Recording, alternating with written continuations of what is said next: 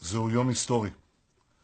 ההצהרה של הנשיא ארצות הברית דונלד טראמפ היא אבן דרך חשובה בתולדות ירושלים. ירושלים היא בירתנו מזה 3,000 שנה. כאן התהלכו אבותינו, כאן עמד בית המקדש, כאן מלכו מלכי ישראל, כאן הטיפו נביאי ישראל. במשך אלפי שנים התפללו דורות של יהודים לשנה הבאה בירושלים. על נהרות בבל ובין חומות גטו ורשה, דורות בכו וחלמו על ציון. לפני כ-70 שנה הגשמנו את התפילה והכיסופים, כששוב קבענו את ירושלים כבירתה של מדינת היהודים. ועכשיו באה הצהרתו ההיסטורית של הנשיא טראמפ, המכירה בעובדות יסוד אלה.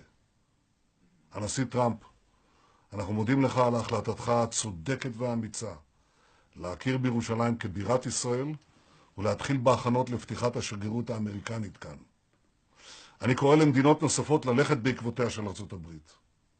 ואני אומר לכם, הצהרתו של הנשיא טראמפ מסייעת לקידום השלום, כי היא מחברת את כולם לקרקע המציאות.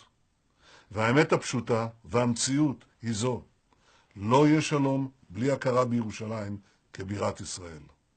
לכל שכנינו אני מבקש להעביר. נמשיך לשמור על הסטטוס קוו בירושלים ובהר הבית, ועל חופש הפולחן המלא לכל הדתות.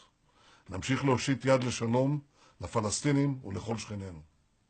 אדוני הנשיא, ההיסטוריה והעם היהודי תמיד יזכרו לך את החלטתך האמיצה ביום הזה. תודה לך.